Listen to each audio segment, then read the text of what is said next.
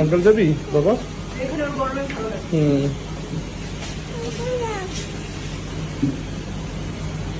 চলো তাহলে বাতাস দেখে আসি।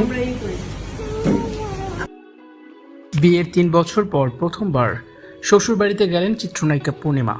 ঢাকাই সিনেমার লাস্যময়ী অভিনেত্রী পূর্ণিমা এখনও তার সৌন্দর্য ধরে রেখেছেন। ব্যক্তি জীবন নিয়ে পূর্ণিমা এখন ভীষণ ব্যস্ত।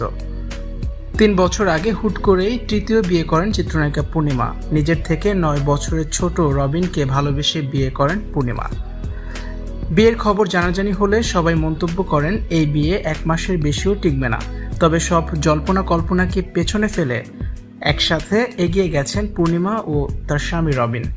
তারা এখনও সুখে সংসার করে যাচ্ছেন। মাঝে শোনা গিয়েছিল পূর্ণিমা ও তার স্বামীর মধ্যে বনিবনা হচ্ছে না, তবে দুজনই সেই পরিস্থিতি সামলেছেন। এবার পূর্ণিমা বিয়ের 3 বছর পর তার শ্বশুর বাড়ি ব্রাহ্মণবাড়িয়াতে প্রথমবার গিয়েছেন। পারিবারিক এক অনুষ্ঠানে অংশ নিতে পূর্ণিমার ব্রাহ্মণবাড়িয়াতে যাওয়া।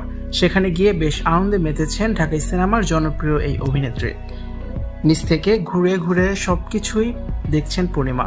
সবাই কাজ করছে, পাশে বসে দেখছেন পূর্ণিমা। এমন